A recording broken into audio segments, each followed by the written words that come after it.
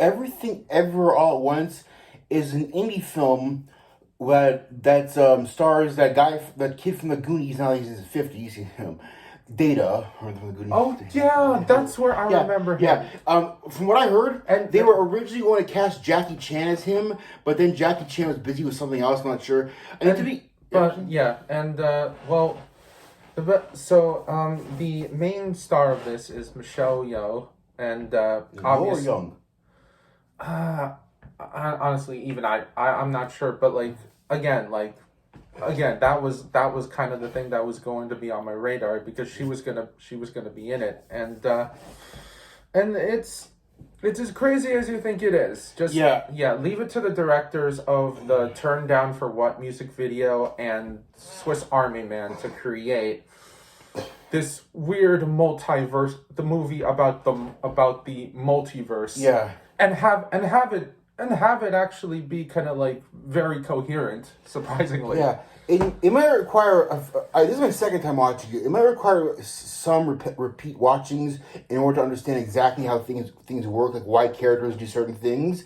Basically, in order for the characters to switch minds with versions of themselves in other universes, they have to do certain things themselves to access the memories of other versions of themselves who have had similar things happen to them. For example, one character is a gymnast, so in order to switch the character's minds with a version of him from a universe who's a gymnast, he has to cut four paper cuts into his fingers so that way he can access memories of a version of himself who had paper cuts inflicted onto himself, so he can gain the talents of that person from that universe and bring it to his universe. And listen, it's about as weird. I know it's about as weird as it gets. So every time, even fun, every time someone does something weird, they're doing it because that helps them access versions of themselves from other universes to bring their talents into the prime universe. Yeah, and I honestly really was anticipating this movie, and my God, did it deliver and more. And one of the best parts is that it still was able to give us a very kind of a very cool, a very compelling human story. Yeah. Within it.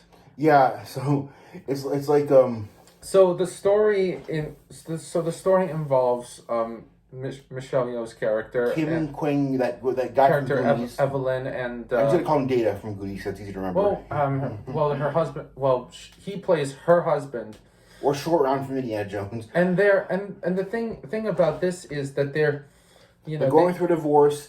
The catalyst of this is that they're trying to maintain this laundromat business, and obviously they are trying to negotiate stuff with the IRS without a lawyer, which is stupid. So and then all of a sudden in comes the danger of the multiverse. There's really no really cohesive story. There's a plot, but the story is basically just things that are happening to help the characters understand what they need to accomplish to be happy in life. Anyway, and that's what everyone wants, to be happy. Anyway, the husband begins to switch into his Data from the Goonies. His mind gets taken over from another version of himself from this alpha universe, and he manages to find the version of Evelyn out of these trillions or infinite amount of universes out there. He manages to find the one version of her that never accomplished anything she wanted to do. So he thinks that because she tried to do all these things, that she'd be the perfect catalyst to be able to absorb the memories of all of these different versions of herself. And later on in the movie, when she tries to absorb the talents of all these different versions of herself in different universes, she ends up throwing up because of the overload. And so so he realizes that it becomes it's really ridiculous. And the reason for all of this is because the villain is basically having the same, is absorbing all the minds and the memories of the multiversal the character, character in the multiverse, which is her daughter. Yeah. What's her name again? The daughter's name? Joy. Joy, yeah, Joy. So Joy, her daughter, she's a college dropout. She's a lesbian with a rebellious attitude. She got like a tattoo on her arm, and she's got all these things that her traditionalist grandparents don't agree with because they're Chinese traditionalists and they don't agree with like this rebellious attitude. Turns out she's the main villain. It's not her. It's the version of her from the Alpha universe that's coming into the universe of the one that the main characters go to try to find. It is revealed surprisingly early in this movie, and I thought they were going to go for like a twist villain, but there's really no twist in this. I feel like it works because there's this sort, because not only is it not only does it save us from getting a reveal that's like, oh, right. But, like, it just shows... I think it shows a little bit more around the kind of, like, the barrier between parent and child, which you know, in this case, which actually, you know, it takes so much, you know, it's so similar in each universe that it takes the alpha one for Evelyn to kind of realize what she wants. Yeah, what's it called? Nona Karatu, the name of the villain is really funny. I don't know that one. But like anyway, it's between. It just to kind of show kind of like the distinguish what Evelyn wants, for Joy, and what Joy wants. Yeah, so this movie I checked. It's one of has a very big budget for an indie film. It's produced by A24, the same guys who made The Lighthouse, which is a masterpiece with Willem Dafoe, and A24 it's really good stuff. And again, like these directors have a lot to their name. Like they produced Turned Down for What, one of like the biggest music videos of 2012. So this kind of style. No. Turned Down for What? You don't remember that song? Anyway. That was 10 years ago. Anyway, all I remember from 2012 was Gangnam Style. Anyway, that music video is like one of the most popular music videos of that decade. So obviously there's a lot that they were able to utilize in that same sort of style, but now make a film where, you know, everything sort of happens. Yes. And I think they pull it well. Yeah, pull it off well. Yeah. So, the budget for this film was $25 million. So far, I think it's only grossed like $6 or $7 million, which is a real shame. But but indie films, there's always a big risk, and even if they don't make their money right away, I'm sure they'll make plenty of the word of mouth, the positive word of mouth. This movie has a 97% on Rotten Tomatoes, which is really amazing for an indie film. We're shirking on a lot of the details because I think. Yeah. The experience kind of it's a very surrealist, like it's got its moments where it's trying to be an indie film, but it's also it's also trying to be an action film at the same time with a quasi serious plot and tone. So you have to like. That's the thing with indie films. You never know if they're gonna go for like a straightforward approach, or they're gonna try and go for that artsy approach, or they're trying to look how artsy we are. It's artsy for the sake of artsy. I think the over the top really kind of suits. This finds the good middle ground between over the top artsy and for an indie film and just being a good plain simple story. It manages to find the good, perfect middle ground. I mean, I think because it just kind of goes over the top immediately before it decides to go with the seriousness, and then all of us, and I think at the very conclusion they do kind of set up a border. Here's the thing: all the movie is set up in three chapters. Yeah. Well, 3 chapters, but like really it's kind of like 2. Really, I feel like it's almost like to me, it kind of felt like four. There's the prologue, then there's everything, then there's chapter one is everything, and then chapter two is everywhere, and chapter three is all at once. So it feels to me like four chapters. The prologue. But that second chapter is where you get to see all the universes where that Evelyn, that like all the multiverse of Evelyn, it's fleshed out in this, and it's fleshed out well in this chapter, even to the point where when she and her daughter Joy, they start, even when they start interacting, there's this moment where the two of them, even though they don't really, like, there's, the interactions are always unique, and the best part is they're still talking to each other even throughout every story that happens. Yeah. All the while the action still goes on. What I like was that the movies, like, sometimes I did feel as though they were trying to make. And this movie's over 2.5 hours long, so like I said, it doesn't really require, but I would advise repeat viewings in order to like take in everything it's trying to throw at you. So it's asking you to spend a good portion of time to like absorb everything. I think they were trying to go for like maybe a TV miniseries. I wasn't sure if I hate it when movies try and feel like they're trying to be so many movies at once. Like you have all those Marvel movies like Black Panther and Captain America, which I thought was so good, but still all those movies, they feel like they're trying to be so many different ideas in one. So movies, as well as promote other movies like the next Avengers movie. Well, this one, I did kind of feel like they were trying to promote like a cinematic universe, kind of. Well, but the main story was very good. I think they were trying to set up the multiverse. Yeah. within. They weren't using the movie as a template to branch off into 10 other TV miniseries or something. The main story itself is still very good. As long as the main story at its core is still very good and enjoyable, that's what I liked. It wasn't like trying to be. The main story didn't take a backseat to all the filler stuff. Look, stuff. I mean, these characters aren't superhuman. They just they're just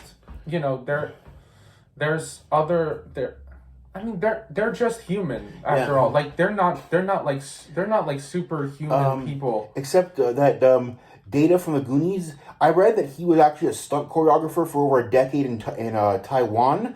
If that's true, then I'm surprised. And he's 50 years old. He's very agile for his age. There's just one hilarious scene where the version of him from the Alphaverse takes over him in the main universe and does all these like really cool flips and kicks and stuff. It's really well done.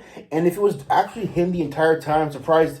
I'd say he has the potential to be like on par with Jackie Chan. He's definitely in more movies. Like he's too good for a stunt choreographer. Get him to do more movies. Get him to make at least a cameo in Indiana Jones 5. That'll be awesome. The action I think is what is one of the best parts, and I think it sets it apart from any other movie thus far. Like, you know what it reminded me of most? That movie with Ansel Elgort, Baby Driver. Yes. Where all these characters are moving in specific ways to the like in Baby Driver when Baby is doing that thing with the music where he has to time his actions according to the music. Or here that they have to time their actions according to specific things in order to access superpowers. I like all these artsy action. I mean, like when you use the word artsy action film, you typically think of things like lots of kicks and flips and people like throwing like. Well, there was a lot of that. Yeah, I know there was a lot of that, but like I said, that didn't hijack the film. The film's plot was still a very solid story about a woman and her daughter not getting along, and the daughter in the Alpha universe was basically tortured by her mother and used as a vessel to try and like get to the other universes. I mean, if you want another 80s fan type of you want like a good, like, if you're an 80s fan, you will recognize another Asian actor. I'm forgetting his name. Donnie Yen? No. Well, that's Ip Man. No. The grandfather. Yeah, what's he in? He was in Big Trouble in Little Oh, China. Big Trouble! I love that Blade movie. Runner. Was he the guy that had the head explode? No, it's not that one. He was the main villain. He was like he was in Blade Runner. what's his name? James Hong, I think. Maybe Huang, I think. But yeah, Wang. and he has a really great role. Yeah. By the way, I love the fact that like he he is kind of like the kind of like one of the big facilitators in the Alpha universe for like this whole. I know it's kind of hard to follow what we're saying, but the verse jumping, which they call it. They call it the verse jumping, multiverse jumping. I mean, this whole thing just you'd expect things to be mixed up, but they're so lined up. They're lined up so well. As well as you can be for a movie with this type of premise. Yeah, for sure.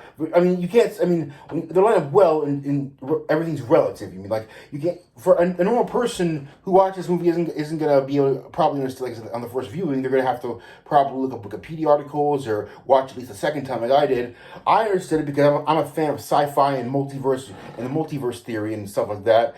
But if you're not a fan of sci-fi, you can still enjoy the movie. There's still fun to be had if you see it as like a family comedy movie where they're like, but it's like, kind of like a family road trip. But instead of a road trip, it's like a multiverse trip where they have to go to all these different places and do all these different things to bond with each other over what they have in common and learn more about each other. It's definitely. It's like they take the best aspects of a indie road movie, Baby Driver. I want to say Ready Player One. Remember Ready Player One? Yeah. Yeah. They take the best aspects of those three movies and some put in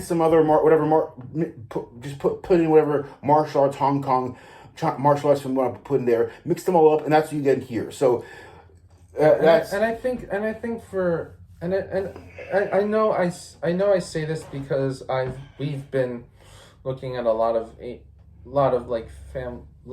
movies where Asian American families are like an important factor in this. But yeah, I think you'll get something out of like what I mean, if you're like me, you'll find something in your family, find something that you can relate to within the characters. I think what's great is they are putting a lot of that sort of ideas and exploring what it is like through like the very extraordinary ways that they were able to do it. Yeah. And like the main bad guy isn't really bad. She's not trying to do evil. She's just trying to like find a version. I guess I could say she's. I think the best part was that the way the way she kind of like they portray it. It's not like this kind of like.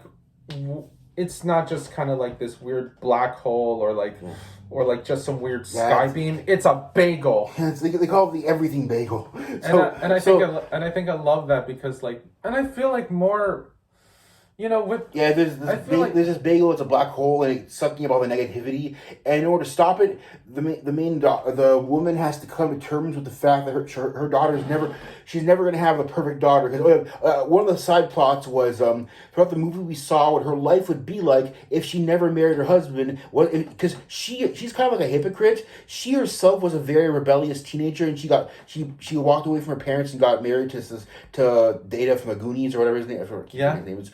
And her daughter is also a rebel, so she realizes that her getting married to the man to Data from the Goonies caused her to become have this mediocre life where she's a laundromat owner.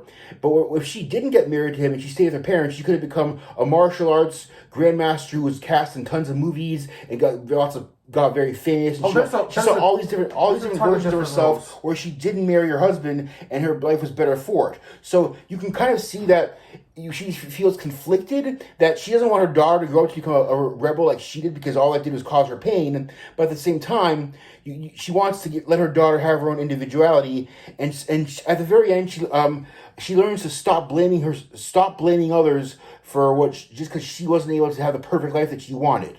And that is a very grounded message. Stop blaming others just because you can't have the perfect life you want, and as well, and sure. Also to be true to yourself and not pontificate or ponder over all of the things you could have done. Make the best of what you have and what you can do right now. That is a very good message. Yeah, definitely. I think that's. I think that's kind of the. I think that's that's very human, and Yeah. the way I think a lot of this, I think a lot of this is and I think a lot of this is like really cool because because the conflict is not just between like between like the mother and daughter. It's It's between between the mom and all the different versions of herself, and her blaming herself because her self doubt taking over and becoming physically manifest in the form of this black bagel that turns into a black hole and sucks up all the and I negativity think of that, everyone yeah, else.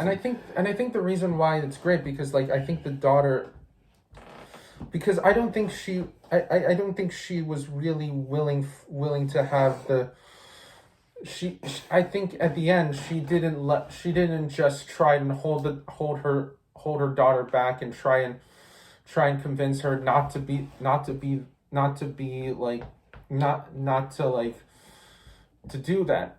Just she eventually just said like, look, I'll embrace whatever Yeah. role you decide to take, whatever part of the multiverse you decide to put yourself in, but I will always be there with you. Yeah, And I think that that's was nice. and I think that's why I think that's why I love it so much because it's What is that quote? It's what? what You said it's what? I just said that I think I kind of like it because I think growing up you do want to rebel against your parents and you do want to make a name for yourself, but it's like they I mean most of the time, you know, your parents aren't the ones trying to hold you back from that, you know, but they want to be there and they want to see you like achieve as well.